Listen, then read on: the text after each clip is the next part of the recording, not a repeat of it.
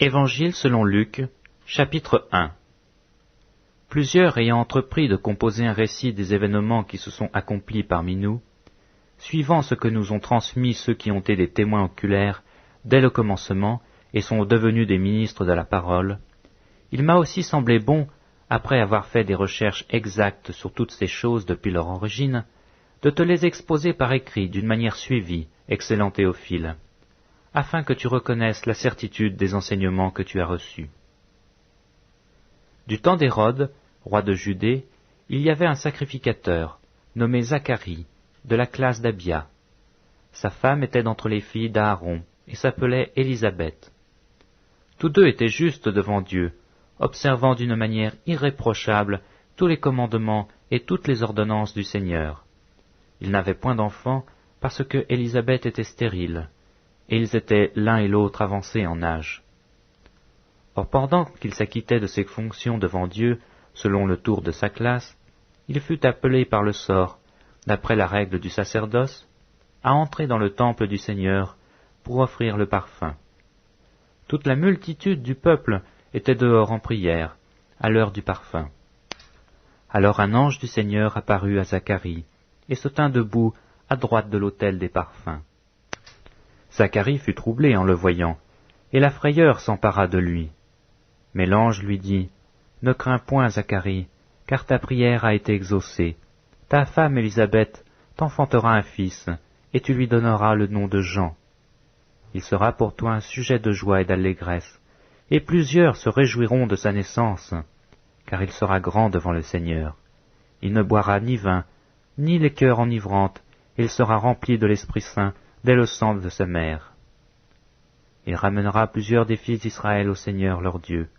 Il marchera devant Dieu avec l'esprit et la puissance d'Élie, pour ramener les cœurs des pères vers les enfants et les rebelles à la sagesse des justes, afin de préparer au Seigneur un peuple bien disposé. » Zacharie dit à l'ange, « À quoi reconnaîtrai-je cela, car je suis vieux, et ma femme est avancée en âge. » L'ange lui répondit, « Je suis Gabriel, je me tiens devant Dieu, j'ai été envoyé pour te parler et pour t'annoncer cette bonne nouvelle. Et voici, tu seras muet, et tu ne pourras parler jusqu'au jour où ces choses arriveront, parce que tu n'as pas cru à mes paroles, qui s'accompliront en leur temps. » Cependant le peuple attendait Zacharie, s'étonnant de ce qu'il restait si longtemps dans le temple. Quand il sortit, il ne put leur parler, et ils comprirent qu'il avait eu une vision dans le temple. Il leur faisait des signes, et il resta muet.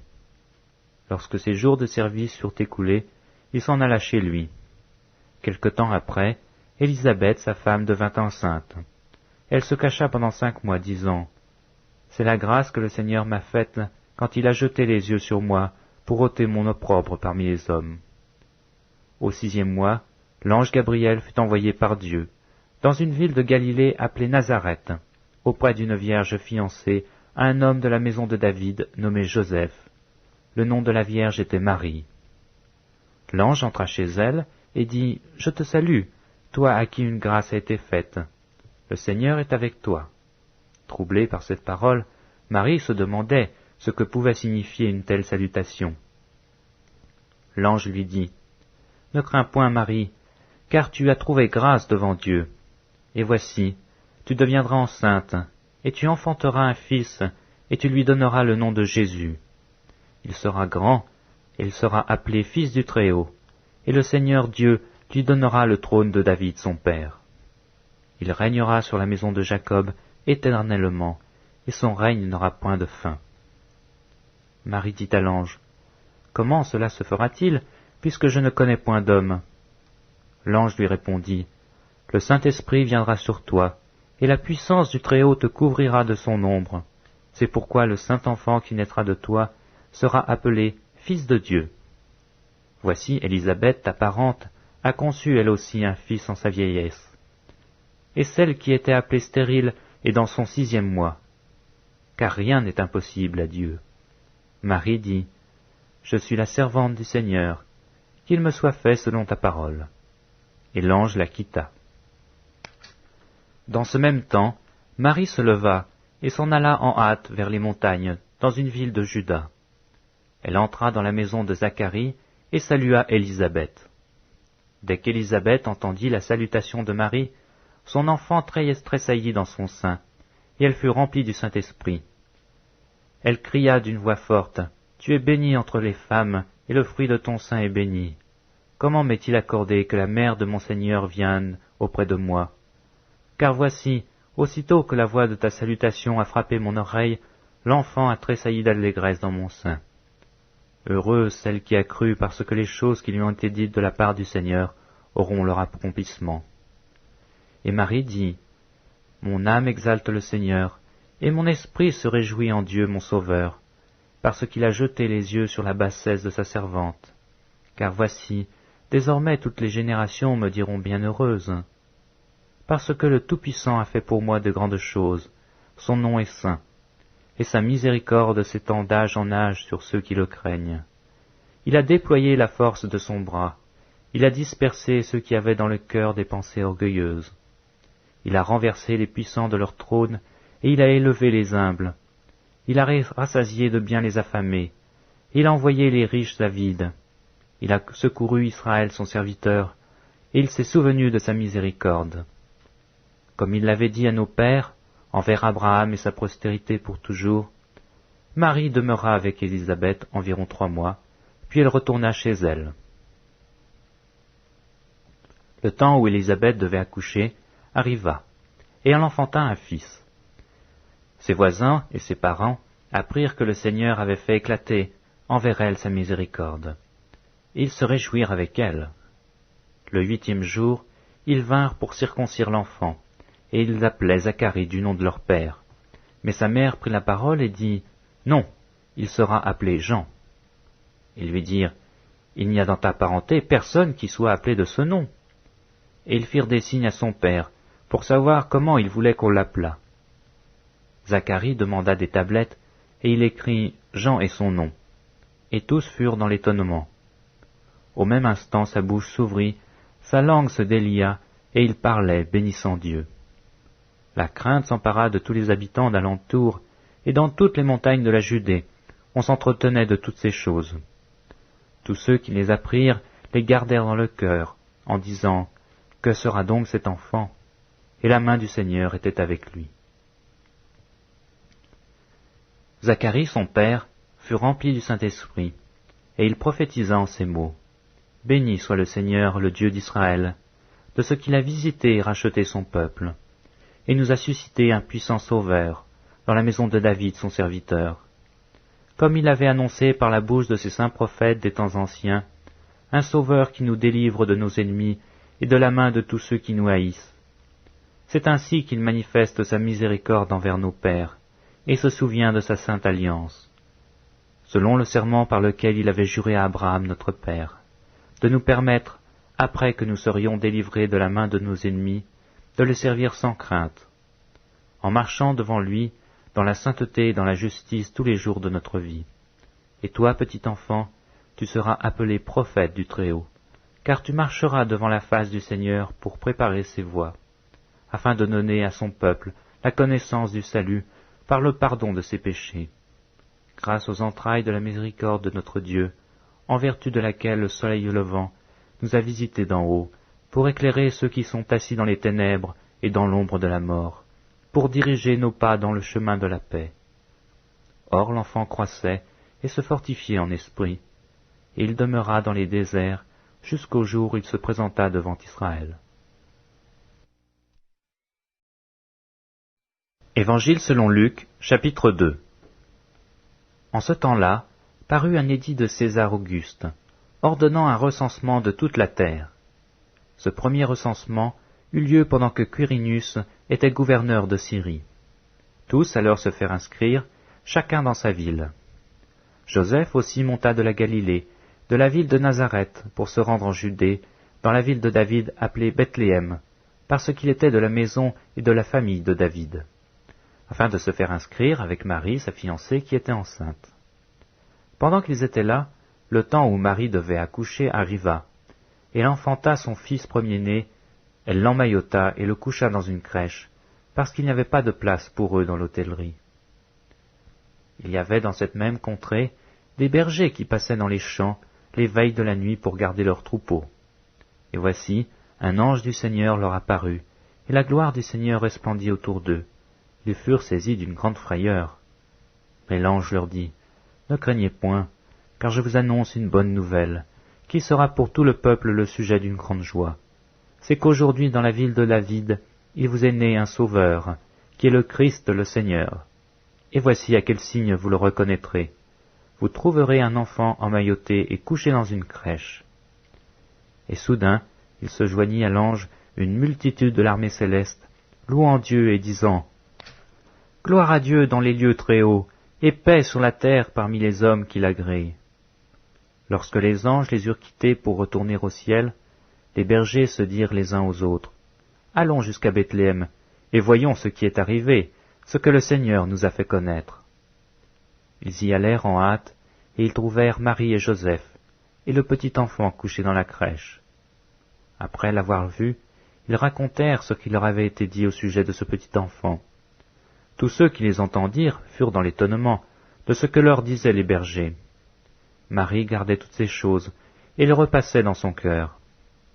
Et les bergers s'en retournèrent, glorifiant et louant Dieu, pour tout ce qu'ils avaient entendu et vu, et qui était conforme à ce qui leur avait été annoncé. Le 8e jour, auquel l'enfant devait être circoncis, étant arrivé, on lui donna le nom de Jésus, nom qu'avait indiqué l'ange avant qu'il fût conçu dans le sein de sa mère. Et quand les jours de la purification furent accomplis, selon la loi de Moïse, Joseph et Marie le portèrent à Jérusalem, pour le présenter au Seigneur. Suivant ce qui est écrit dans la loi du Seigneur, tout mâle premier-né sera consacré au Seigneur, et pour offrir en sacrifice 2 tourterelles ou 2 jeunes pigeons, comme cela est écrit dans la loi du Seigneur. Et voici, il y avait à Jérusalem un homme appelé Siméon. Cet homme était juste et pieux, il attendait la consolation d'Israël, et l'Esprit Saint était sur lui. Il avait été divinement averti par le Saint-Esprit qu'il ne mourrait point avant d'avoir vu le Christ du Seigneur. Il vint au temple, poussé par l'Esprit, et comme les parents apportaient le petit enfant Jésus pour accomplir à son égard ce qu'ordonnait la loi, il le reçut dans ses bras, bénit Dieu et dit, « Maintenant, Seigneur, tu laisses ton serviteur s'en aller en paix selon ta parole, car mes yeux ont vu ton salut, salut que tu as préparé devant tous les peuples, lumière pour éclairer les nations, et gloire d'Israël ton peuple. » Son père et sa mère étaient dans l'admiration des choses qu'on en disait de lui. Siméon les bénit et dit à Marie sa mère, « Voici, cet enfant est destiné à mener la chute et le relèvement de plusieurs en Israël, et à devenir un signe qui provoquera la contradiction. Et à toi-même, une épée te transpercera l'âme, afin que les pensées de beaucoup de cœurs soient dévoilées. » Il y avait aussi une prophétesse, Anne, fille de Phanuel, de la tribu d'Azer. Elle était fort avancée en âge, et elle avait vécu 7 ans avec son mari depuis sa virginité. Restée veuve et âgée de 84 ans, elle ne quittait pas le temple, et elle servait Dieu nuit et jour dans le jeûne et dans la prière. Étant survenue elle aussi à cette même heure, elle louait Dieu, et elle parlait de Jésus à tous ceux qui attendaient la délivrance de Jérusalem. Lorsqu'ils eurent accompli tout ce qu'ordonnait la loi du Seigneur, Joseph et Marie retournèrent en Galilée, à Nazareth leur ville. Or l'enfant croissait et se fortifiait. Il était rempli de sagesse et la grâce de Dieu était sur lui. Les parents de Jésus allaient chaque année à Jérusalem à la fête de la Pâque. Lorsqu'il fut âgé de 12 ans, ils y montèrent selon la coutume de la fête. Puis quand les jours furent écoulés et qu'ils s'en retournèrent, l'enfant Jésus resta à Jérusalem. Son père et sa mère ne s'en aperçurent pas. Croyant qu'il était avec leurs compagnons de voyage, ils firent une journée de chemin et le cherchèrent parmi leurs parents et leurs connaissances. Mais ne l'ayant pas trouvé, ils retournèrent à Jérusalem pour le chercher. Au bout de 3 jours, ils le trouvèrent dans le temple, assis au milieu des docteurs, les écoutant et les interrogeant. Tous ceux qui l'entendaient étaient frappés de son intelligence et de ses réponses. Quand ses parents le virent, ils furent saisis d'étonnement, et sa mère lui dit, « Mon enfant, pourquoi as-tu agi de la sorte avec nous? Voici, ton père et moi, nous te cherchions avec angoisse. » Il leur dit, « Pourquoi me cherchiez-vous? Ne saviez-vous pas qu'il faut que je m'occupe des affaires de mon père » Mais ils ne comprirent pas ce qu'il disait. Puis il descendit avec eux pour aller à Nazareth, et il leur était soumis. Sa mère gardait toutes ces choses en son cœur. Et Jésus croissait en sagesse, en stature et en grâce, devant Dieu et devant les hommes.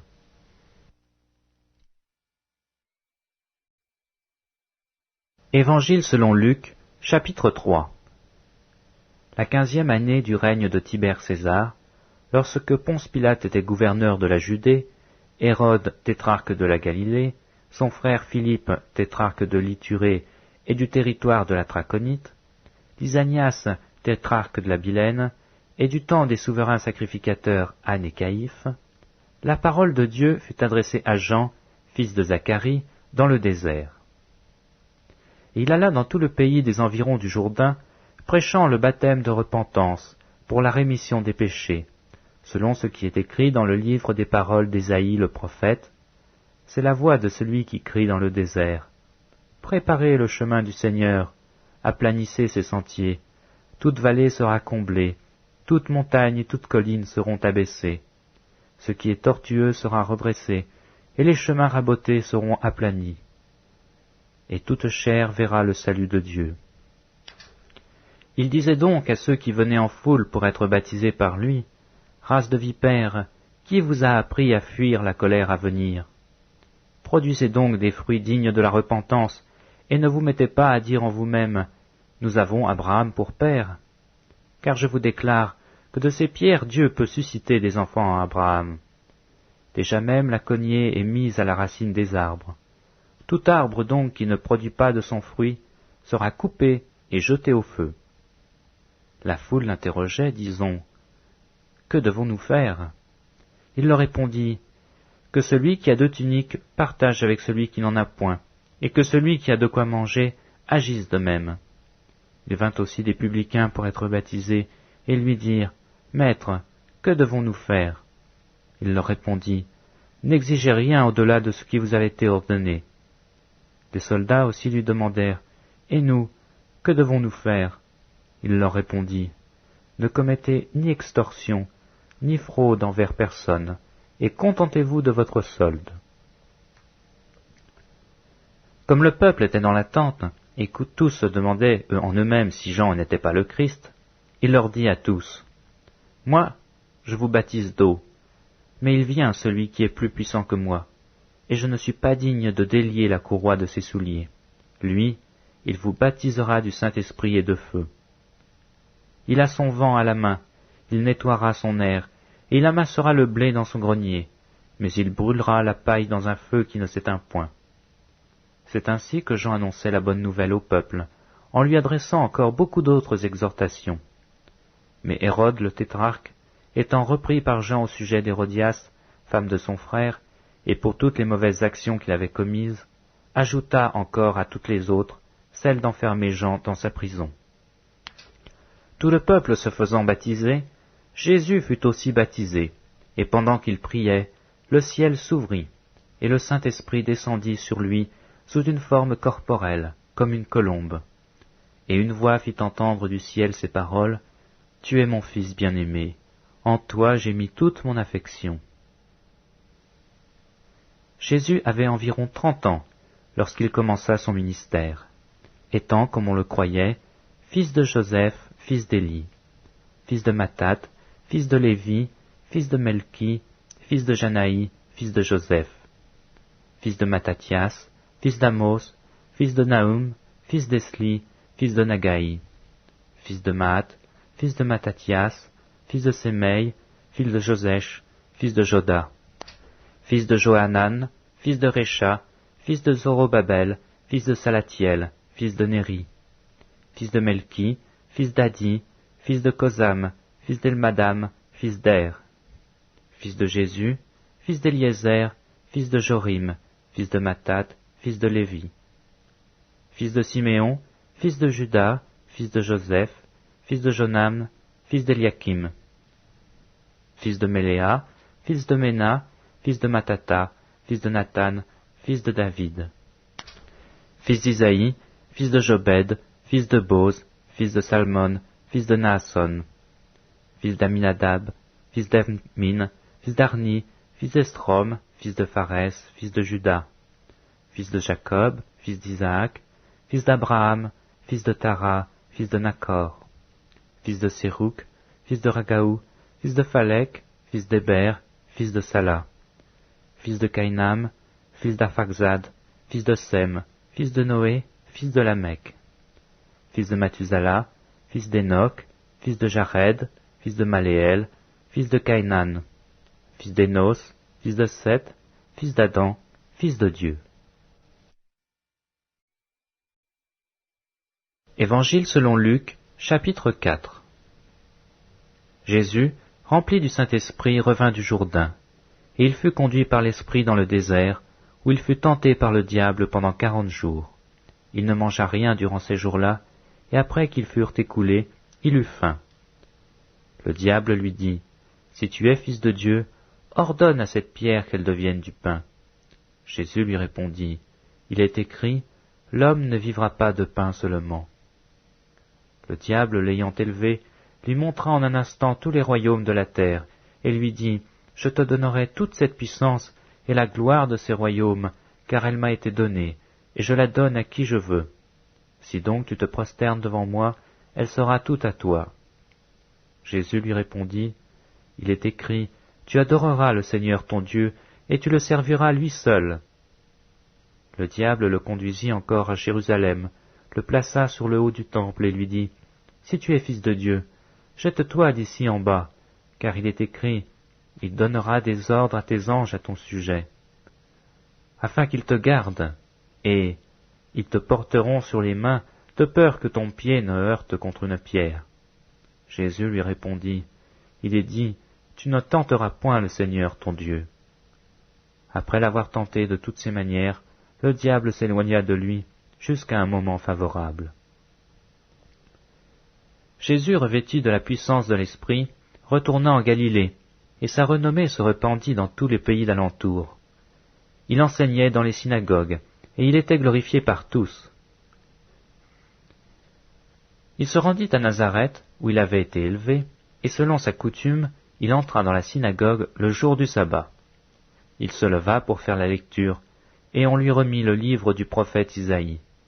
L'ayant déroulé, il trouva l'endroit où il était écrit « L'Esprit du Seigneur est sur moi, parce qu'il m'a oint pour annoncer une bonne nouvelle aux pauvres. Il m'a envoyé pour guérir ceux qui ont le cœur brisé, pour proclamer aux captifs la délivrance, et aux aveugles le recouvrement de la vue, pour renvoyer libres les opprimés, pour publier une année de grâce du Seigneur. » Ensuite, il roula le livre, le remit au serviteur et s'assit. Tous ceux qui se trouvaient dans la synagogue avaient les regards fixés sur lui. Alors il commença à leur dire, « Aujourd'hui cette parole de l'Écriture que vous venez d'entendre est accomplie. » Et tous lui rendaient témoignage. Ils étaient étonnés des paroles de grâce qui sortaient de sa bouche, et ils disaient, « N'est-ce pas le fils de Joseph ?» Jésus leur dit, « Sans doute vous m'appliquerez ce proverbe, Médecin, guéris-toi toi-même, et vous me direz, fais ici dans ta patrie tout ce que nous avons appris que tu as fait à Capernaum. Mais, ajouta-t-il, je vous le dis en vérité, aucun prophète n'est bien reçu dans sa patrie. Je vous le dis en vérité, il y avait plusieurs veuves en Israël du temps d'Élie, lorsque le ciel fut fermé 3 ans et 6 mois, et qu'il y eut une grande famine sur toute la terre. Et cependant, Élie ne fut envoyé vers aucune d'elles, si ce n'est vers une femme veuve, à Sarepta, dans le pays de Sidon. Il y avait aussi plusieurs lépreux en Israël du temps d'Élisée le prophète. Et cependant, aucun d'eux ne fut purifié, si ce n'est Naaman le Syrien. Ils furent tous remplis de colère dans la synagogue, lorsqu'ils entendirent ces choses. Et s'étant levés, ils le chassèrent de la ville, et le menèrent jusqu'au sommet de la montagne sur laquelle leur ville était bâtie, afin de le précipiter en bas.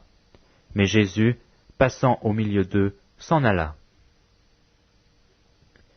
Il descendit à Capernaum, ville de la Galilée, et il enseignait le jour du sabbat.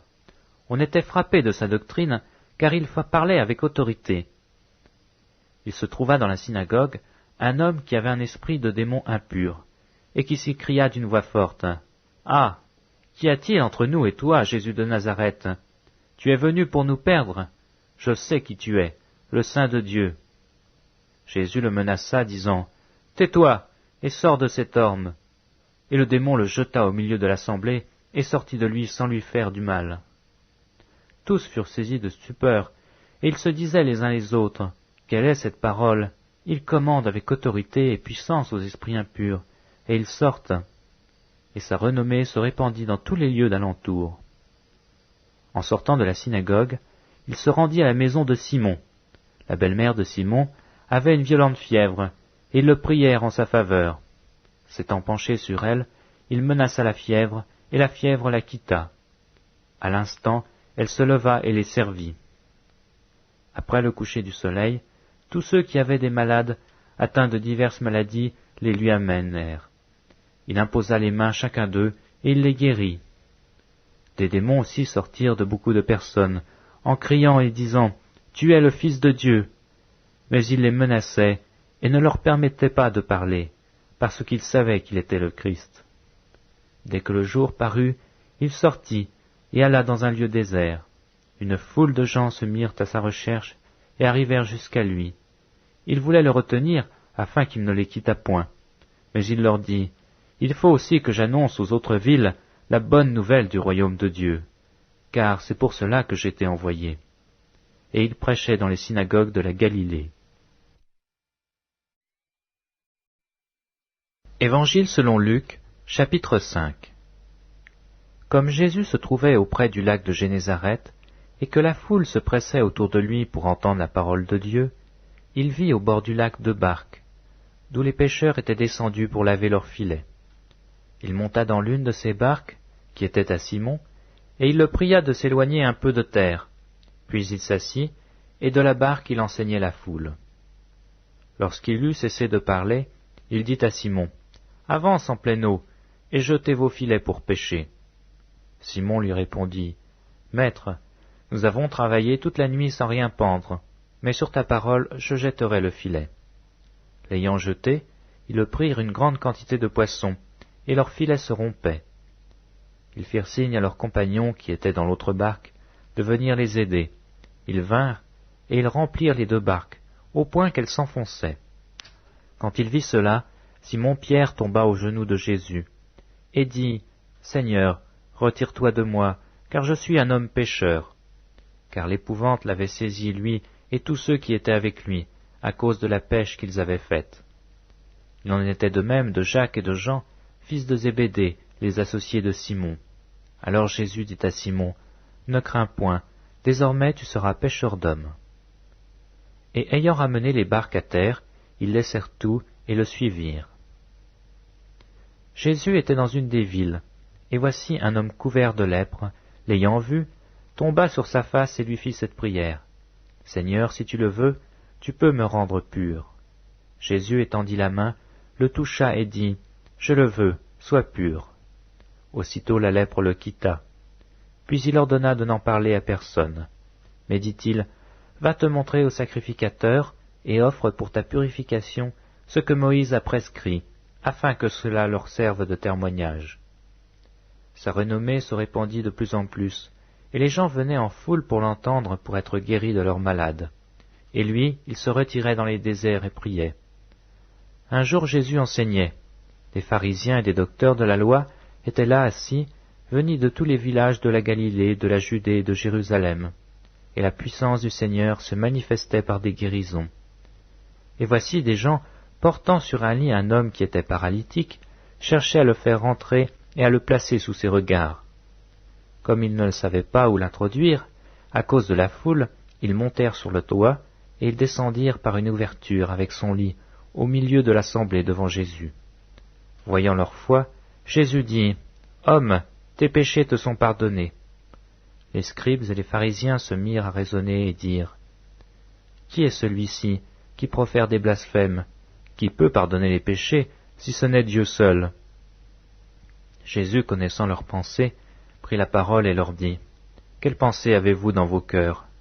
Lequel est le plus aisé de dire, « Tes péchés te sont pardonnés » ou de dire, « Lève-toi et marche » Or, afin que vous sachiez que le Fils de l'homme a sur la terre le pouvoir de pardonner les péchés, je te l'ordonne, dit-il au paralytique, lève-toi, prends ton lit et va dans ta maison.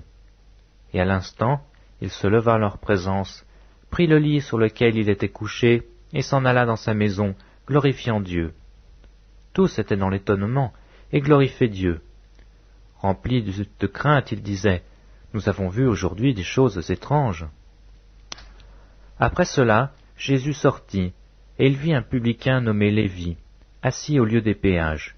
Il lui dit, « Suis-moi. » Et laissant tout, il se leva et le suivit. Lévi lui donna un grand festin dans sa maison, et beaucoup de publicains et d'autres personnes étaient à table avec eux. Les pharisiens et les scribes murmurèrent, et dirent à ses disciples, « Pourquoi mangez-vous et buvez-vous avec les publicains et les gens de mauvaise vie ?» Jésus, prenant la parole, leur dit, « Ce ne sont pas ceux qui se portent bien qui ont besoin de médecins, mais les malades. Je ne suis pas venu appeler à la repentance des justes, mais des pécheurs. » Ils lui dirent, « Les disciples de Jean, comme ceux des pharisiens, jeûnent fréquemment et font des prières, tandis que les tiens mangent et boivent. » Il leur répondit, « Pouvez-vous faire jeûner les amis de l'époux pendant que l'époux est avec eux? Les jours viendront où l'époux leur sera enlevé, alors ils jeûneront ces jours-là. » Il leur dit aussi une parabole. « Personne ne déchire d'un habit neuf un morceau pour le mettre à un vieil habit. Autrement, il déchire l'habit neuf, et le morceau qu'il en a pris n'assortit pas au vieux. Et personne ne met du vin nouveau dans de vieilles outres. Autrement, le vin nouveau fait rompre les outres, il se répand, et les outres sont perdues. Mais il faut mettre le vin nouveau dans des outres neuves. Et personne, après avoir bu du vin vieux, ne veut du nouveau, car il dit, le vieux est bon. »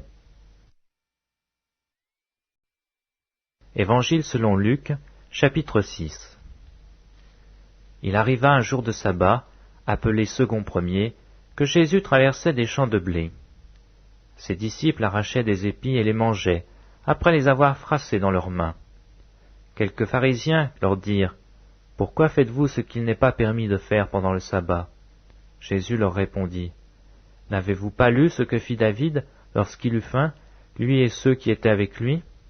Comment il entra dans la maison de Dieu, prit les pains de proposition, en mangea, et en donna à ceux qui étaient avec lui, bien qu'il ne soit permis qu'aux sacrificateurs de les manger.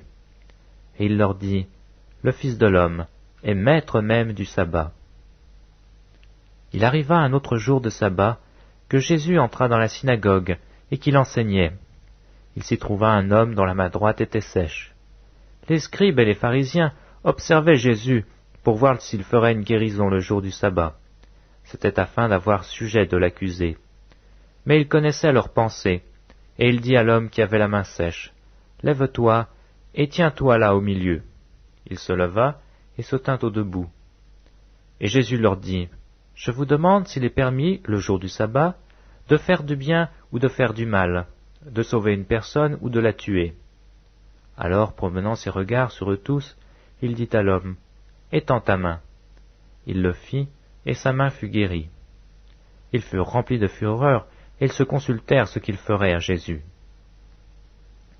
En ce temps-là, Jésus se rendit sur la montagne pour prier, et il passa toute la nuit à prier Dieu. Quand le jour parut, il appela ses disciples, et il en choisit 12, auxquels il donna le nom d'apôtres. Simon, qu'il nomma Pierre, André son frère, Jacques, Jean, Philippe, Barthélemy, Matthieu, Thomas, Jacques, fils d'Alphée, Simon appelé le Zélote, Jude, fils de Jacques, et Judas Iscariote, qui devint traître.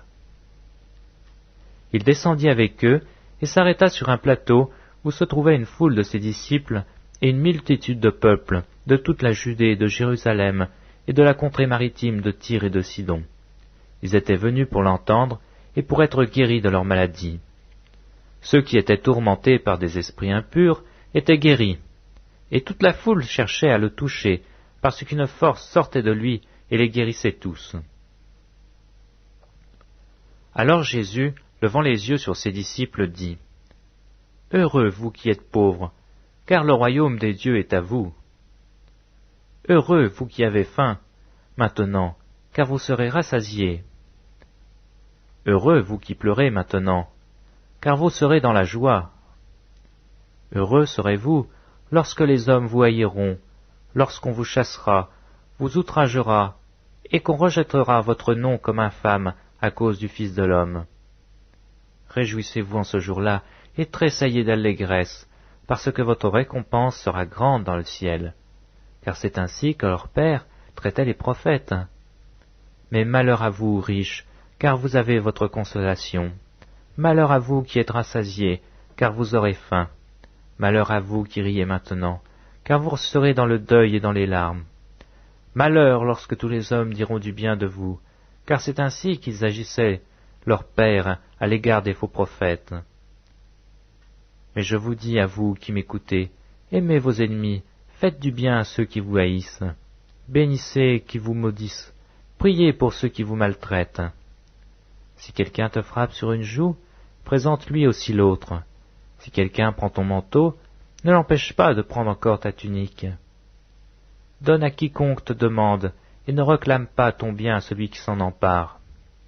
Ce que vous voulez que les hommes fassent pour vous, faites-le de même pour eux. Si vous aimez ceux qui vous aiment, quel gré vous en sera-t-on? Les pécheurs aussi aiment ceux qui les aiment. Si vous faites du bien à ceux qui vous font du bien, quel gré vous en sera-t-on? Les pécheurs aussi agissent de même. Et si vous prêtez à ceux qui vous espérez recevoir, quel gré vous en sera-t-on? Les pécheurs aussi prêtent aux pécheurs, afin de recevoir l'appareil. Mais aimez vos ennemis, faites du bien, et prêtez sans rien espérer, et votre récompense sera grande, et vous serez fils du Très-Haut, car il est bon pour les ingrats et pour les méchants. Soyez donc miséricordieux, comme votre Père est miséricordieux. Ne jugez point, et vous ne serez point jugés. Ne condamnez point, et vous ne serez point condamnés. Absolvez, et vous serez absous. Donnez, et il vous sera donné. On versera dans votre sein une bonne mesure, serrée, secouée et qui déborde. Car on vous mesurera avec la mesure dont vous vous serez servis. Il leur dit aussi cette parabole. Un aveugle peut-il conduire un aveugle? Ne tomberont-ils pas tous deux dans une fosse? Le disciple n'est pas plus que le maître, mais tout disciple accompli sera comme son maître. Pourquoi vois-tu la paille qui est dans l'œil de ton frère, et n'aperçois-tu pas la poutre qui est dans ton œil? Ou comment peux-tu dire à ton frère, « Frère, laisse-moi ôter la paille qui est dans ton œil, toi qui ne vois pas la poutre qui est dans le tien ?» Hypocrite, ôte premièrement la poutre de ton œil, et alors tu verras comment ôter la paille qui est dans l'œil de ton frère. Ce n'est pas un bon arbre qui porte du mauvais fruit, ni un mauvais arbre qui porte du bon fruit. Car chaque arbre se connaît à son fruit. On ne cueille pas des figues sur les épines, et l'on ne vendange pas des raisins sur des ronces. L'homme bon tire de bonnes choses du bon trésor de son cœur, et le méchant tire de mauvaises choses de son mauvais trésor, car c'est de l'abondance du cœur que la bouche parle. Pourquoi m'appelez-vous Seigneur, Seigneur, et ne faites-vous pas ce que je dis? Je vous montrerai à qui est semblable tout homme qui vient à moi, entend mes paroles et les met en pratique. Il est semblable à un homme qui, bâtissant une maison, a creusé bien avant, et a posé le fondement sur le roc. Une inondation est venue, et le torrent s'est jeté contre cette maison, sans pouvoir l'ébranler, parce qu'elle était bien bâtie. Mais celui qui entend et ne met pas en pratique est semblable à un homme qui a bâti une maison sur la terre, sans fondement. Le torrent s'est jeté contre elle, aussitôt elle est tombée, et la ruine de cette maison a été grande.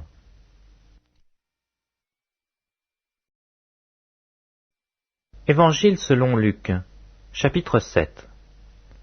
Après avoir achevé tous ses discours devant le peuple qui l'écoutait, Jésus entra dans Capernaum. Un centenier avait un serviteur auquel il était très attaché, et qui se trouvait malade, sur le point de mourir. Ayant entendu parler de Jésus, il lui envoya quelques anciens des Juifs, pour le prier de venir guérir son serviteur. Ils arrivèrent auprès de Jésus, et lui adressèrent d'instantes supplications, disant, « Il mérite que tu lui accordes cela, car il aime notre nation, et c'est lui qui a bâti notre synagogue. » Jésus, étant allé avec eux, n'était guère éloigné de la maison, quand le centenier envoya des amis pour lui dire, « Seigneur, ne prends pas tant de peine, car je ne suis pas digne que tu entres sous mon toit. C'est aussi pour cela que je ne suis pas cru digne d'aller en personne vers toi. Mais dis un mot, et mon serviteur sera guéri. Car moi, qui suis soumis à des supérieurs, j'ai des soldats sous mes ordres, et je dis à l'un, va, et il va, à l'autre, viens, et il vient, et à mon serviteur, fais cela, et il le fait. Lorsque Jésus entendit ces paroles, il admira le centenier, et se tournant vers la foule qui le suivait, il dit, je vous le dis, même en Israël je n'ai pas trouvé une aussi grande foi. De retour à la maison, les gens envoyés par le centenier trouvèrent guéri le serviteur qui avait été malade. Le jour suivant, Jésus alla dans une ville appelée Naïn. Ses disciples et une grande foule faisaient route avec lui. Lorsqu'il fut près de la porte de la ville, voici, on portait en terre un mort, fils unique de sa mère qui était veuve. Et il y avait avec elle beaucoup de gens de la ville. Le Seigneur, l'ayant vue, fut ému de compassion pour elle, et lui dit, « Ne pleure pas. » Il s'approcha et toucha le cercueil. Ceux qui le portaient s'arrêtèrent. Il dit, « Jeune homme, je te le dis, lève-toi. » Et le mort s'assit et se mit à parler. Jésus le rendit à sa mère. Tous furent saisis de crainte, et ils glorifiaient Dieu, disant, « Un grand prophète apparut parmi nous, et Dieu a visité son peuple. » Cette parole sur Jésus se répandit dans toute la Judée et dans tout le pays d'alentour. Jean fut informé de toutes ces choses par ses disciples.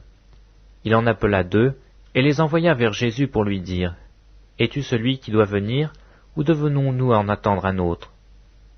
Arrivés près de Jésus, ils dirent, « Jean-Baptiste nous a envoyés vers toi pour dire, « Es-tu celui qui doit venir, ou devons-nous en attendre un autre ?» À l'heure même, Jésus guérit plusieurs personnes de maladies, d'infirmités et d'esprits malins, et il rendit la vue à plusieurs aveugles. Et il leur répondit, « Allez rapporter à Jean ce que vous avez vu et entendu. Les aveugles voient, les boiteux marchent, les lépreux sont purifiés, les sourds entendent, les morts ressuscitent, la bonne nouvelle est annoncée aux pauvres. Heureux celui pour qui je ne serai pas une occasion de chute. » Lorsque les envoyés de Jean furent partis, Jésus se mit à dire à la foule au sujet de Jean, « Qu'êtes-vous allé voir au désert? Un roseau agité par le vent? Mais qu'êtes-vous allé voir? Un homme vêtu d'habits précieux? Voici, ceux qui portent des habits magnifiques et qui vivent dans les délices sont dans les maisons des rois. Qu'êtes-vous donc allé voir? Un prophète? Oui, vous dis-je, et plus qu'un prophète. C'est celui dont il est écrit, « Voici, j'envoie mon messager devant ta face, pour préparer ton chemin devant toi. » Je vous le dis, parmi ceux qui sont nés de femmes, il n'y en a point de plus grand que Jean. Cependant, le plus petit dans le royaume de Dieu est plus grand que lui. Et tout le peuple qui l'a entendu, et même les publicains, ont justifié Dieu en se faisant baptiser du baptême de Jean. Mais les pharisiens et les docteurs de la loi, en ne se faisant pas baptiser par lui, ont rendu nul à leur égard le dessein de Dieu. À qui donc comparerai-je les hommes de cette génération, et à qui ressemblent-ils? Ils ressemblent aux enfants assis dans la place publique, et qui, se parlant les uns aux autres, disent « Nous avons joué de la flûte, et vous n'avez pas dansé. Nous vous avons chanté des complaintes, et vous n'avez pas pleuré. » Car Jean-Baptiste est venu, ne mangeant pas de pain et ne buvant pas de vin, et vous dites « Il a un démon. » Le Fils de l'homme est venu, mangeant et buvant, et vous dites « C'est un mangeur et un buveur, un ami des publicains et des gens de mauvaise vie. » Mais la sagesse a été justifiée par tous ses enfants. Un pharisien pria Jésus de manger avec lui. Jésus entra dans la maison du pharisien et se mit à table. Et voici une femme pécheresse, qui se trouvait dans la ville, ayant su qu'il était à table dans la maison du pharisien, apporta un vase d'albâtre plein de parfums, et se tint derrière, aux pieds de Jésus. Elle pleurait, et bientôt elle les mouilla de ses larmes, puis les essuya avec ses cheveux, les baisa et les oignit de parfum. Le pharisien qui l'avait invité, voyant cela, dit en lui-même, « Si cet homme était prophète, il connaîtrait Qui et de quelle espèce est la femme qui le touche? Il connaîtrait que c'est une pécheresse. Jésus prit la parole et lui dit, « Simon, j'ai quelque chose à te dire. » « Maître, parle, répondit-il. Un créancier avait 2 débiteurs. L'un devait 500 deniers et l'autre 50. Comme il n'avait pas de quoi payer, il leur remit à tous 2 leurs dettes. Lequel l'aimera le plus? Simon répondit, « Celui, je pense, auquel il a le plus remis. » Jésus lui dit, « Tu as bien jugé. » Puis se tournant vers la femme, il dit à Simon, « Vois-tu cette femme? Je suis entré dans ta maison, et tu ne m'as point donné d'eau pour me laver les pieds. Mais elle les a mouillés de ses larmes, et elle les a essuyés de ses cheveux. Tu ne m'as point donné de baiser, mais elle, depuis que je suis entré, elle n'a point cessé de me baiser les pieds. Tu n'as point versé d'huile sur ma tête, mais elle a versé du parfum sur mes pieds. C'est pourquoi je te le dis, ses nombreux péchés lui ont été pardonnés, car elle a beaucoup aimé. Mais celui à qui on pardonne peu, aime peu. Et il dit à la femme, « Tes péchés te sont pardonnés. » Ceux qui étaient à table avec lui se mirent à dire en eux-mêmes, « Qui est celui qui pardonne même les péchés ?» Mais Jésus dit à la femme, « Ta foi t'a sauvée, va en paix. » Évangile selon Luc, chapitre 8. Ensuite Jésus allait de ville en ville et de village en village, prêchant et annonçant la bonne nouvelle du royaume de Dieu. Les 12 étaient avec lui, et quelques femmes qui avaient été guéries d'esprits malins et de maladies. Marie, dite de Magdala, de laquelle étaient sortis 7 démons. Jeanne, femme de Chouza, intendant d'Hérode. Suzanne et plusieurs autres, qui l'assistaient de leurs biens. Une grande foule s'était assemblée, et des gens étant venus de diverses villes auprès de lui. Il dit cette parabole. Un semeur sortit pour semer sa semence. Comme il semait, une partie de la semence tomba le long du chemin. Elle fut foulée aux pieds, et les oiseaux du ciel la mangèrent. Une autre partie tomba sur le roc, et quand elle fut levée, elle sécha, parce qu'elle n'avait point d'humidité. Une autre partie tomba au milieu des épines. Les épines crurent avec elle, et l'étouffèrent. Une autre partie tomba dans la bonne terre. Quand elle fut levée, elle donna du fruit au centuple. Après avoir ainsi parlé, Jésus dit à haute voix, « Que celui qui a des oreilles pour entendre, entende. » Ses disciples lui demandèrent ce que signifiait cette parabole. Il répondit, « Il vous a été donné de connaître les mystères du royaume de Dieu. Mais pour les autres, cela leur est dit en parabole, afin qu'en voyant, ils ne voient point, et qu'en entendant, ils ne comprennent point. Voici ce que signifie cette parabole. La semence, c'est la parole de Dieu. Ceux qui sont le long du chemin, ce sont ceux qui entendent. Puis le diable vient et enlève de leur cœur la parole, de peur qu'ils ne croient et soient sauvés. Ceux qui sont sur le roc, ce sont ceux qui, lorsqu'ils entendent la parole, la reçoivent avec joie. Mais ils n'ont point de racines, ils croient pour un temps, et ils succombent au moment de la tentation. Ce qui est tombé parmi les épines, ce sont ceux qui, ayant entendu la parole, s'en vont, et la laissent étouffer par les soucis, les richesses et les plaisirs de la vie. Et ils ne portent point de fruits qui viennent à la maturité. Ce qui est tombé dans la bonne terre, ce sont ceux qui, ayant entendu la parole avec un cœur honnête et bon, la retiennent et portent du fruit avec persévérance. Personne, après avoir allumé une lampe, ne la couvre d'un vase ou ne la met sous un lit, mais il la met sur un chandelier, afin que ceux qui entrent voient la lumière. Car il n'est rien de caché qui ne doive être découvert, rien de secret qui ne doive être connu et mis au jour. Prenez donc garde à la manière dont vous écoutez, car on donnera à celui qui a, mais à celui qui n'a pas, on ôtera même ce qu'il croit avoir. La mère et les frères de Jésus vinrent le trouver, mais ils ne purent l'aborder à cause de la foule. On lui dit, « Ta mère et tes frères sont dehors, et ils désirent te voir. » Mais il répondit, « Ma mère et mes frères, ce sont ceux qui écoutent la parole de Dieu et qui la mettent en pratique. » Un jour Jésus monta dans une barque avec ses disciples, il leur dit, « Passons de l'autre côté du lac. » Et ils partirent. Pendant qu'ils naviguaient, Jésus s'endormit. Un tourbillon fondit sur le lac, la barque se remplissait d'eau, et ils étaient en péril.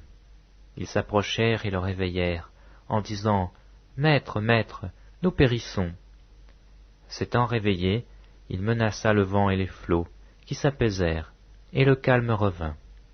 Puis il leur dit, « Où est votre foi ?» Saisis de frayeur et d'étonnement, ils se dirent les uns aux autres, « Quel est donc celui-ci qui commande même au vent et à l'eau, et à qui ils obéissent ?» Ils abordèrent dans le pays des Gésaréniens, qui est vis-à-vis de la Galilée. Lorsque Jésus fut descendu à terre, il vint au-devant de lui un homme de la ville qui était possédé de plusieurs démons. Depuis longtemps, il ne portait point de vêtements, et avait sa demeure non dans une maison, mais dans les sépulcres. Ayant vu Jésus, il poussa un cri, se jeta à ses pieds, et dit d'une voix forte, « Qu'y a-t-il entre moi et toi, Jésus, Fils de Dieu très haut? Je t'en supplie, ne me tourmente pas. » Car Jésus commandait à l'esprit impur de sortir de cet homme, dont il s'était emparé depuis longtemps. On le gardait lié de chaînes et les fers aux pieds, mais il rompait les liens, et il était entraîné par le démon dans les déserts. Jésus lui demanda, « Quel est ton nom ?» « Légion, répondit-il, car plusieurs démons étaient entrés en lui. Et il priait instamment Jésus de ne pas leur ordonner d'aller dans l'abîme. Il y avait là dans la montagne un grand troupeau de pourceaux qui paissaient. Et les démons supplièrent Jésus de leur permettre d'entrer dans ces pourceaux. Il le leur permit. Les démons sortirent de cet homme, entrèrent dans les pourceaux, et le troupeau se précipita des pentes escarpées dans le lac, et se noya.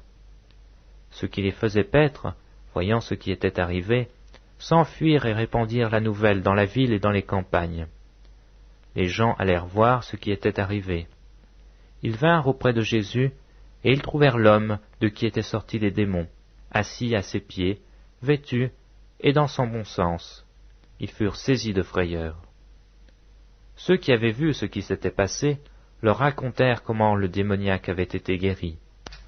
Tous les habitants du pays des Gésaréniens prièrent Jésus de s'éloigner d'eux, car ils étaient saisis d'une grande crainte. Jésus monta dans la barque et s'en retourna. L'homme de qui étaient sortis les démons lui demandait la permission de rester avec lui. Mais Jésus le renvoya en disant, « Retourne dans ta maison et raconte tout ce que Dieu t'a fait. » Il s'en alla et publia par toute la ville tout ce que Jésus avait fait pour lui.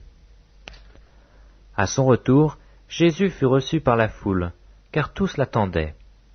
Et voici, il vint un homme nommé Jaïrus, qui était chef de la synagogue. Il se jeta à ses pieds et le supplia d'entrer dans sa maison, parce qu'il avait une fille unique d'environ 12 ans qui se mourait. Pendant que Jésus y allait, il était pressé par la foule.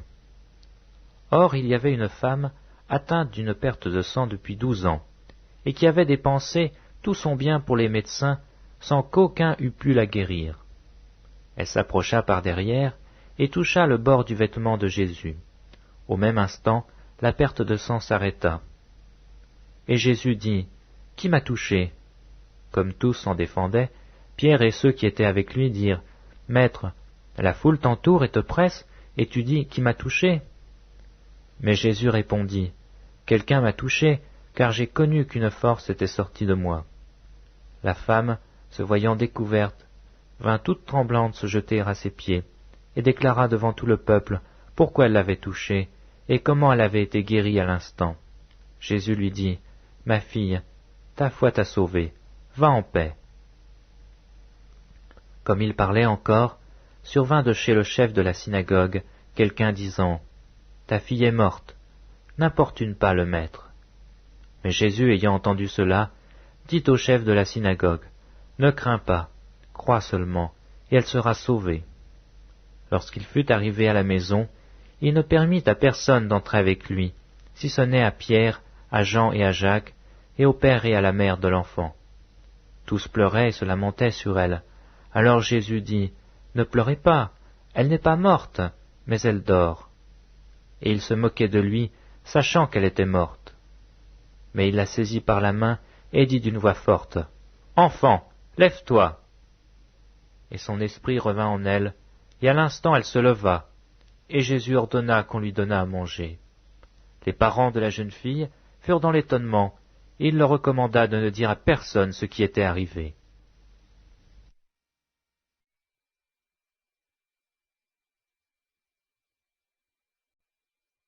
Évangile selon Luc, chapitre 9. Jésus, ayant assemblé les 12, leur donna force et pouvoir sur les démons, avec la puissance de guérir les maladies. Il les envoya prêcher le royaume de Dieu et guérir les malades. « Ne prenez rien pour le voyage, leur dit-il, ni bâton, ni sac, ni pain, ni argent, et n'ayez pas 2 tuniques. Dans quelque maison que vous entriez, restez-y, et c'est de là que vous partirez. Et si les gens ne vous reçoivent pas, sortez de cette ville, et secouez la poussière de vos pieds, en témoignage contre eux. » Ils partirent, et ils allèrent de village en village, annonçant la bonne nouvelle et opérant partout des guérisons. Hérode le tétrarque entendit parler de tout ce qui se passait, et il ne savait que penser, car les uns disaient que Jean était ressuscité des morts, d'autres qu'Élie était apparu, et d'autres qu'un des anciens prophètes était ressuscité. Mais Hérode disait, « J'ai fait décapiter Jean. Qui donc est celui dont j'entendis en dire de telles choses ?» Et il cherchait à le voir. Les apôtres, étant de retour, racontèrent à Jésus tout ce qu'ils avaient fait. Il les prit avec lui et se retira à l'écart, du côté d'une ville appelée Bethsaïda. Les foules l'ayant su, le suivirent. Jésus les accueillit et leur parlait du royaume de Dieu. Il guérit aussi ceux qui avaient besoin d'être guéris.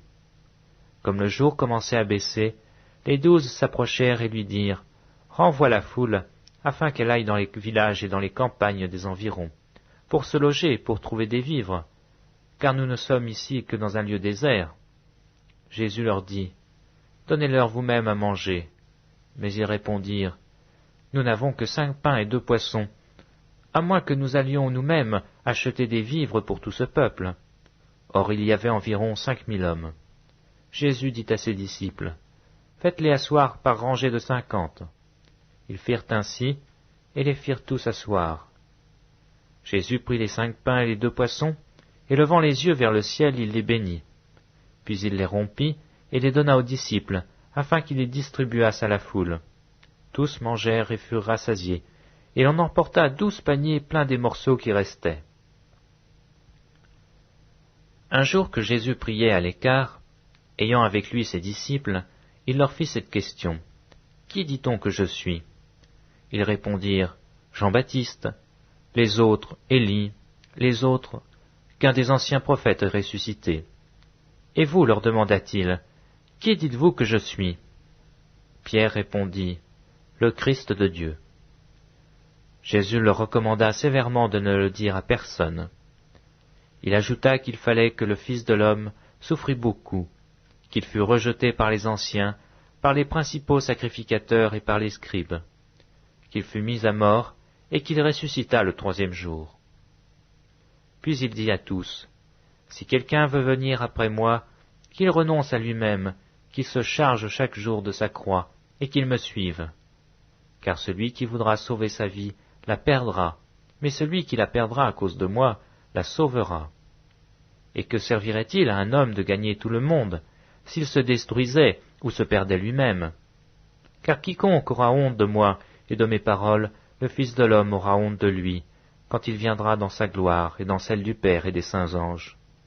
Je vous le dis, en vérité, quelques-uns de ceux qui sont ici ne mourront point, qu'ils n'aient vu le royaume de Dieu. »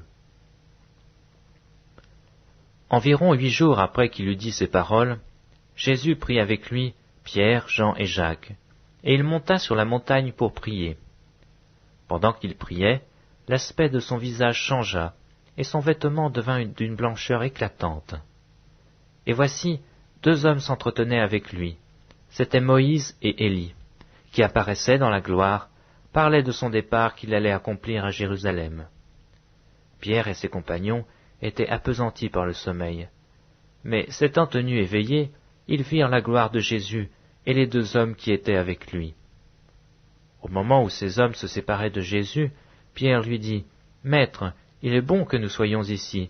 Dressons 3 tentes, une pour toi, une pour Moïse et une pour Élie. » Il ne savait ce qu'il disait. Comme il parlait ainsi, une nuée vint les couvrir, et les disciples furent saisis de frayeur en les voyant entrer dans la nuée. Et de la nuée sortit une voix qui dit, « Celui-ci est mon fils élu, écoutez-le. » Quand la voix se fit entendre, Jésus se trouva seul. Les disciples gardèrent le silence, et ils ne racontèrent à personne en ce temps-là rien de ce qu'ils avaient vu. Le lendemain, lorsqu'ils furent descendus de la montagne, une grande foule vint au-devant de Jésus. Et voici du milieu de la foule, un homme s'écria, « Maître, je t'en prie, porte les regards sur mon fils, car c'est mon fils unique. » Un esprit le saisit, et aussitôt il pousse des cris, et l'esprit l'agite avec violence, le fait écumer, et a de la peine à se retirer de lui, après l'avoir tout brisé. J'ai prié tes disciples de le chasser, et ils n'ont pas pu. Race incrédule et perverse, répondit Jésus, jusqu'à quand serai-je avec vous, et vous supporterai-je? Amène ici ton fils. Comme il approchait, le démon le jeta par terre, et l'agita avec violence. Mais Jésus menaça l'esprit impur, guérit l'enfant, et le rendit à son père. Et tous furent frappés de la grandeur de Dieu. Tandis que chacun était dans l'admiration de tout ce que faisait Jésus, il dit à ses disciples, « Pour vous, écoutez bien ceci. Le Fils de l'homme doit être livré entre les mains des hommes. » Mais les disciples ne comprenaient pas cette parole. Elle était voilée pour eux, afin qu'ils n'en eussent pas le sens, et ils craignaient de l'interroger à ce sujet. Or une pensée leur vint dans l'esprit, savoir lequel d'entre eux était le plus grand. Jésus, voyant la pensée de leur cœur, prit un petit enfant, le plaça près de lui, et leur dit, « Quiconque reçoit en mon nom ce petit enfant, me reçoit moi-même, et quiconque me reçoit, reçoit celui qui m'a envoyé. Car celui qui est le plus petit parmi vous tous, c'est celui-là qui est plus grand. » Jean prit la parole et dit, « Maître, nous avons vu un homme qui chasse des démons en ton nom, et nous l'en avons empêché, parce qu'il ne nous suit pas. » « Ne l'empêchez pas, lui répondit Jésus, car qui n'est pas contre vous est pour vous. » Lorsque le temps où il devait être enlevé du monde approcha, Jésus prit la résolution de se rendre à Jérusalem. Il envoya devant lui des messagers qui se mirent en route et entrèrent dans un bourg des Samaritains pour lui préparer un logement. Mais on ne le reçut pas parce qu'il se dirigeait sur Jérusalem. Les disciples, Jacques et Jean, voyant cela, dirent, « Seigneur, veux-tu que nous commandions que le feu descende du ciel et les consume ?» Jésus se tourna vers eux et les réprimanda, disant, « Vous ne savez de quel esprit vous êtes animés, car le Fils de l'homme est venu, non pour perdre les âmes des hommes, mais pour les sauver. » Et ils allèrent dans un autre bourg. Pendant qu'ils étaient en chemin, un homme lui dit, « Seigneur, je te suivrai partout où tu iras. » Jésus lui répondit, « Les renards ont des tanières, et les oiseaux du ciel ont des nids, mais le Fils de l'homme n'a pas où reposer sa tête. » Il dit à un autre, « Suis-moi. » Et il répondit, « Seigneur, permets-moi d'abord d'aller ensevelir mon Père. » Mais Jésus lui dit, « Laisse les morts ensevelir leurs morts, et toi, va annoncer le royaume de Dieu. » Un autre dit, « Je te suivrai, Seigneur, mais permets-moi d'aller d'abord prendre congé de ceux de ma maison. » Jésus lui répondit, « Quiconque met la main à la charrue et regarde en arrière n'est pas propre au royaume de Dieu. » Évangile selon Luc, chapitre 10.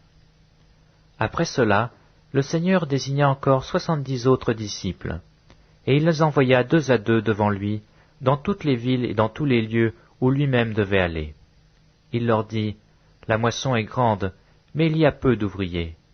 Priez donc le maître de la moisson d'envoyer des ouvriers dans sa moisson. Partez, voici je vous envoie comme des agneaux au milieu des loups. Ne portez ni bourse, ni sac, ni souliers, et ne saluez personne en chemin. Dans quelque maison que vous entriez, dites d'abord, que la paix soit sur cette maison.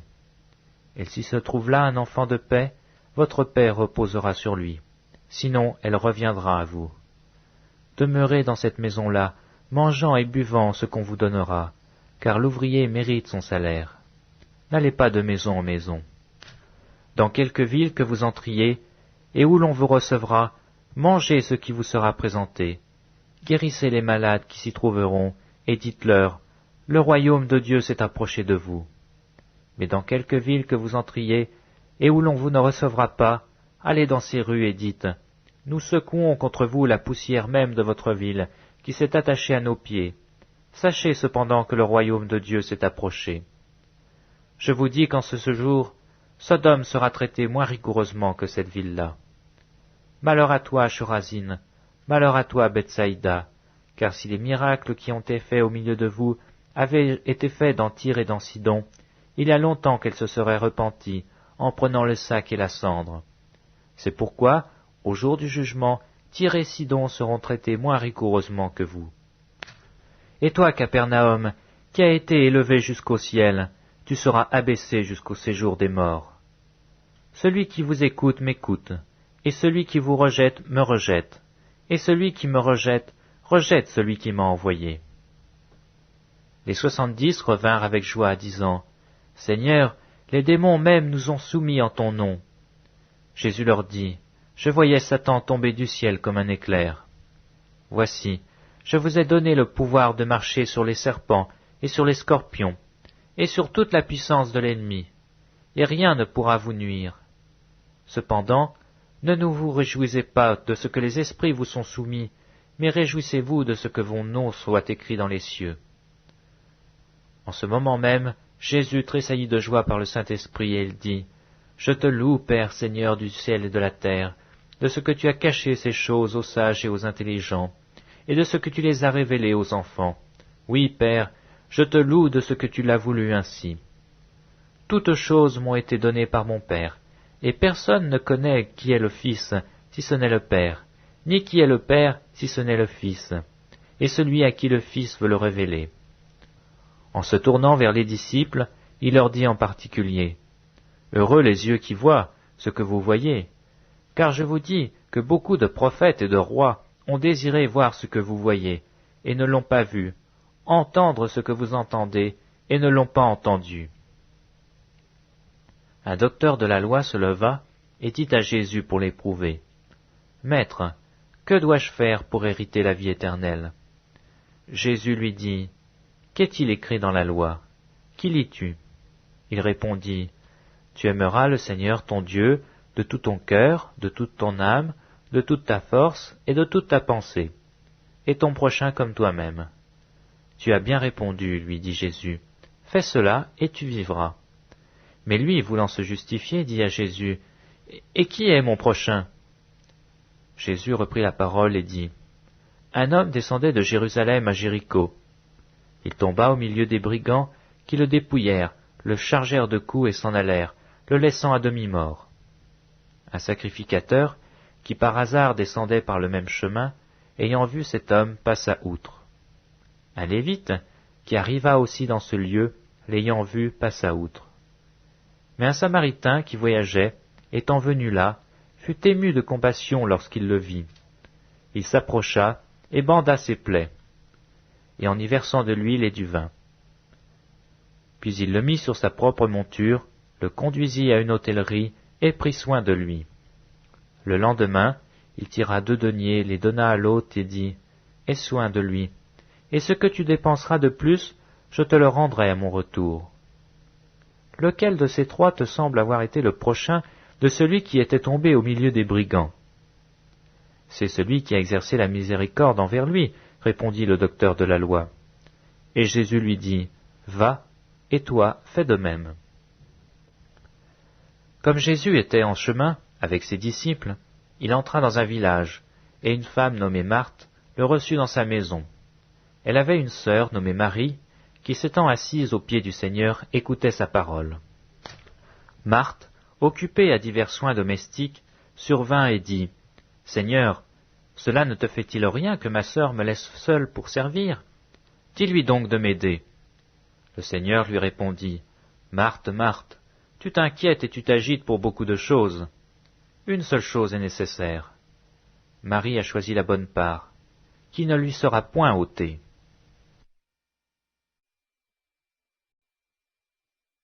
Évangile selon Luc, chapitre 11. Jésus priait un jour en un certain lieu. Lorsqu'il eut achevé, un de ses disciples lui dit, « Seigneur, enseigne-nous à prier comme Jean l'a enseigné à ses disciples. » Il leur dit, « Quand vous priez, dites, « Père, que ton nom soit sanctifié, que ton règne vienne. Donne-nous chaque jour notre pain quotidien. Pardonne-nous nos péchés, car nous aussi nous pardonnons à quiconque nous offense.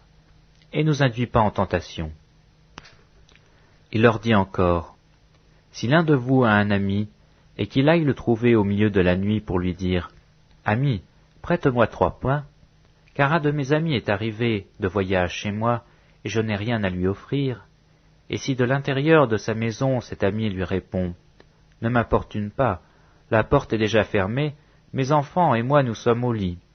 Je ne puis me lever pour te donner des pains. » Je vous le dis, quand même il ne se lèverait pas pour les lui donner parce que c'est son ami, il se lèverait à cause de son importunité, et lui donnerait tout ce dont il a besoin.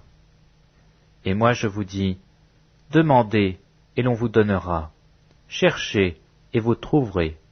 Frappez, et l'on vous ouvrira.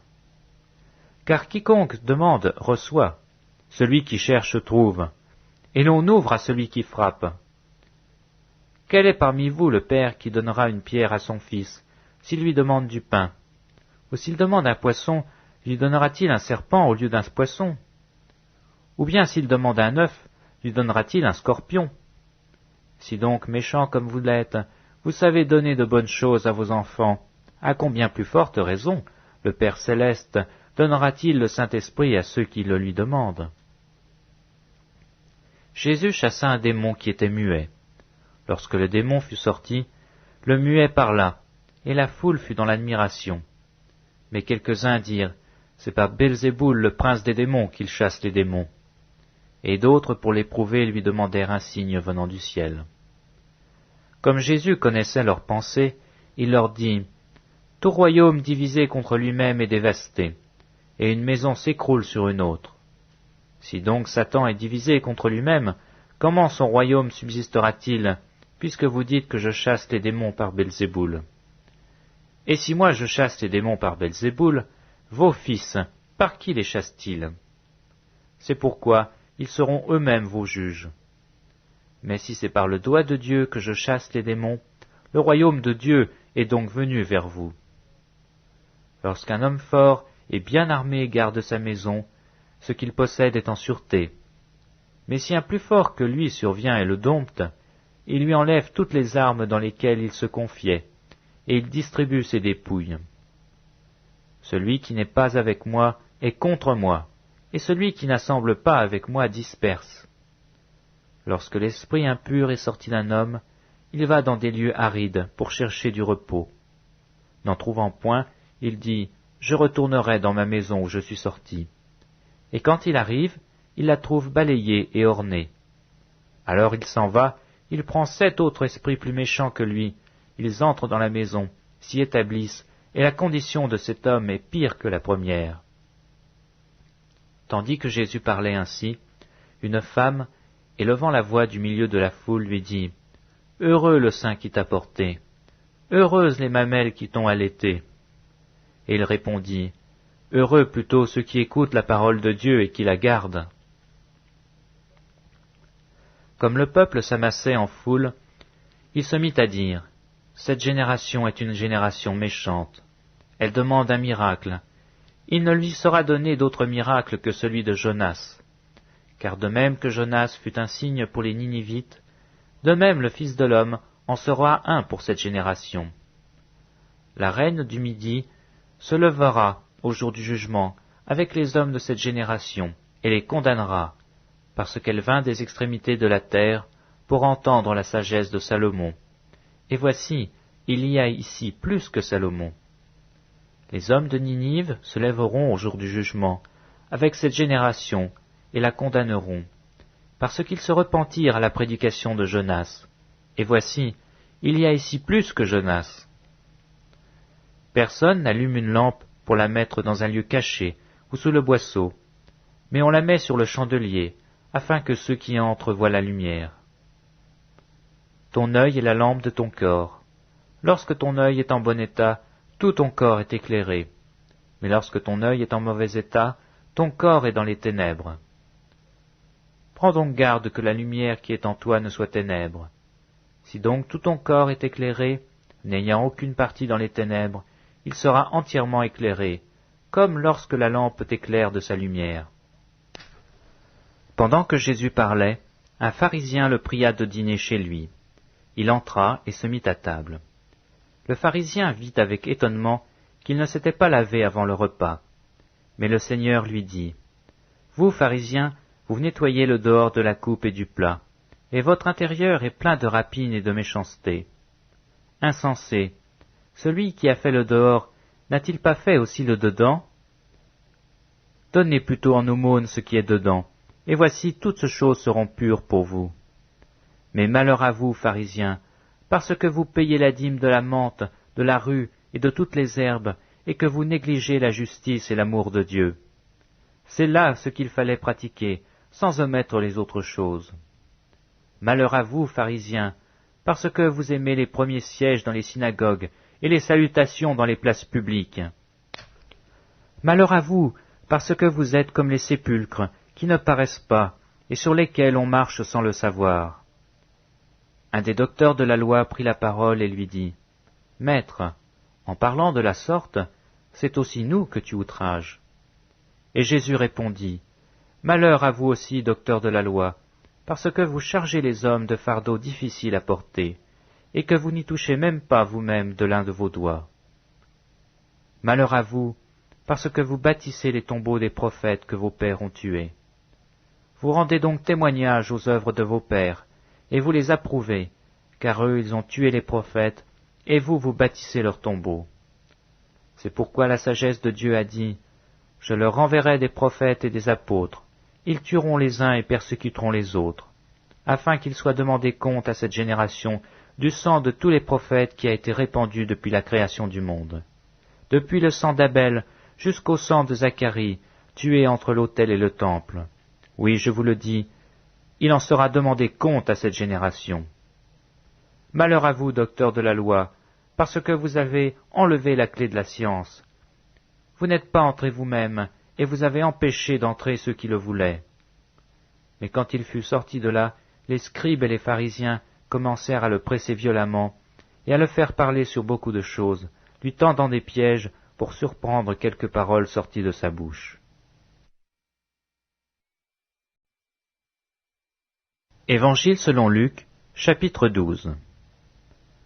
Sur ces entrefaites, les gens s'étant rassemblés par milliers, au point de se fouler les uns les autres, Jésus se mit à dire à ses disciples, « Avant tout, gardez-vous du levain des pharisiens, qui est de l'hypocrisie. Il n'y a rien de caché qui ne doive être découvert, ni de secret qui ne doive être connu. C'est pourquoi tout ce que vous aurez dit dans les ténèbres sera entendu dans la lumière, et tout ce que vous aurez dit à l'oreille dans les chambres sera prêché sur les toits. Je vous dis, à vous qui êtes mes amis, ne craignez pas ceux qui tuent le corps, et qui après cela ne peuvent rien faire de plus. Je vous montrerai qui vous devez craindre. Craignez celui qui, après avoir tué, a le pouvoir de jeter dans la géhenne. Oui, je vous le dis, c'est lui que vous devez craindre. Ne vend-on pas 5 passereaux pour 2 sous? Cependant, pas un d'eux n'est oublié devant Dieu. Et même les cheveux de votre tête sont tous comptés. Ne craignez donc point, vous valez plus que beaucoup de passereaux. Je vous le dis, quiconque me confessera devant les hommes, le Fils de l'homme le confessera aussi devant les anges de Dieu. Mais celui qui me reniera devant les hommes sera renié devant les anges de Dieu. Et quiconque parlera contre le Fils de l'homme, il lui sera pardonné, mais à celui qui blasphémera contre le Saint-Esprit, il ne sera point pardonné. Quand on vous mènera devant les synagogues, les magistrats et les autorités, ne vous inquiétez pas de la manière dont vous vous défendrez, ni de ce que vous direz, car le Saint-Esprit vous enseignera à l'heure même ce qu'il faudra dire. Quelqu'un dit à Jésus du milieu de la foule, « Maître, dis à mon frère de partager avec moi notre héritage. » Jésus lui répondit, « Ô homme, qui m'a établi pour être votre juge? ou pour faire vos partages. Puis il leur dit, gardez-vous avec soin de toute avarice, car la vie d'un homme ne dépend pas de ses biens, fût-il dans l'abondance. Et il leur dit cette parabole. Les terres d'un homme riche avaient beaucoup rapporté. Et il raisonnait en lui-même, disant, que ferai-je, car je n'ai pas de place pour serrer ma récolte. Voici, dit-il, ce que je ferai. J'abattrai mes greniers, j'en bâtirai des plus grands, j'y amasserai toute ma récolte et tous mes biens. Et je dirai à mon âme, tu as beaucoup de biens en réserve pour plusieurs années. Repose-toi, mange, bois, et te réjouis. Mais Dieu lui dit, insensé, cette nuit même ton âme te sera redemandée. Et ce que tu as préparé, pour qui cela sera-t-il? Il en est ainsi de celui qui amasse des trésors pour lui-même, et qui n'est pas riche pour Dieu. Jésus dit ensuite à ses disciples, c'est pourquoi je vous dis, ne vous inquiétez pas pour votre vie, de ce que vous mangerez, ni pour votre corps de quoi vous serez vêtus. La vie est plus que la nourriture, et le corps plus que le vêtement. Considérez les corbeaux, ils ne sèment ni ne moissonnent, ils n'ont ni cellier ni grenier, et Dieu les nourrit. Combien ne valez-vous pas plus que les oiseaux? Qui de vous, par ses inquiétudes, peut ajouter une coudée à la durée de sa vie? Si donc vous ne pouvez pas, même la moindre chose, pourquoi vous inquiétez-vous du reste? Considérez comment croissent les lys. Ils ne travaillent ni ne filent. Cependant, je vous dis que Salomon même, dans toute sa gloire, n'a pas été vêtu comme l'un d'eux. Si Dieu revêt ainsi l'herbe qui est aujourd'hui dans les champs, et qui demain sera jetée au four, à combien plus forte raison ne vous vêtira-t-il pas, gens de peu de foi? Et vous, ne cherchez pas ce que vous mangerez et ce que vous boirez, et ne soyez pas inquiets. Car toutes ces choses, ce sont les païens du monde qui les recherchent. Votre Père sait que vous en avez besoin. Cherchez plutôt le royaume de Dieu, et toutes ces choses vous seront données par-dessus. Ne crains point, petit troupeau, car votre Père a trouvé bon de vous donner le royaume.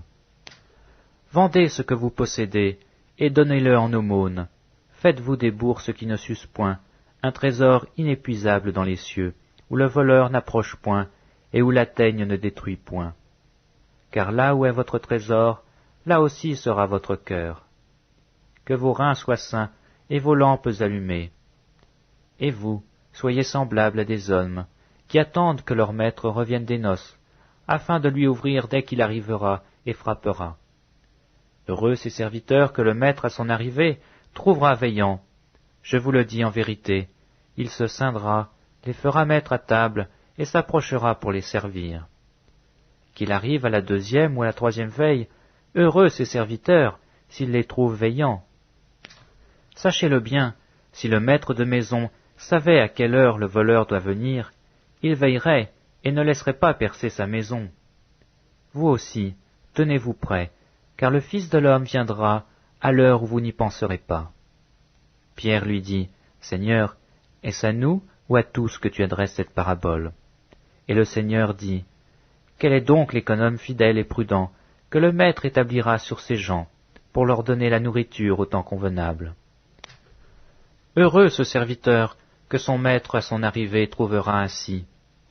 Je vous le dis en vérité, il l'établira sur tous ses biens.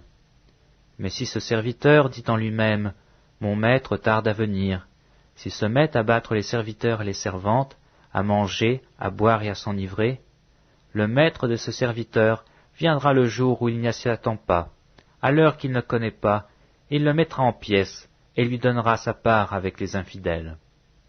Le serviteur qui, ayant connu la volonté de son maître, n'a rien préparé et n'a pas agi selon sa volonté, sera battu d'un grand nombre de coups. Mais celui qui, ne l'ayant pas connu, a fait des choses dignes de châtiment, sera battu de peu de coups. On demandera beaucoup à qui l'on a beaucoup donné, et on exigera davantage de celui à qui l'on a beaucoup confié. Je suis venu jeter un feu sur la terre, et qu'ai-je à désirer s'il est déjà allumé? Il est un baptême dont je dois être baptisé, et combien il me tarde qu'il soit accompli. Pensez-vous que je sois venu apporter la paix sur la terre? Non, vous dis-je, mais la division. Car désormais, 5 dans une maison seront divisés, 3 contre 2 et 2 contre 3. Le père contre le fils, et le fils contre le père, la mère contre la fille, et la fille contre la mère, la belle-mère contre la belle-fille, et la belle-fille contre la belle-mère. Il dit encore aux foules, quand vous voyez un nuage se lever à l'Occident, vous dites aussitôt, la pluie vient, et il arrive ainsi. Et quand vous voyez souffler le vent du Midi, vous dites, il fera chaud, et cela arrive. Hypocrite, vous savez discerner l'aspect de la terre et du ciel, et comment ne discernez-vous pas ce temps-ci? Et pourquoi ne discernez-vous pas de vous-même ce qui est juste? Lorsque tu vas avec ton adversaire devant le magistrat, tâche en chemin de te dégager de lui, de peur qu'il ne te traîne devant le juge, que le juge ne te livre à l'officier de justice, et que celui-ci ne te mette en prison. Je te le dis, tu ne sortiras pas de là que tu n'aies payé jusqu'à la dernière pite.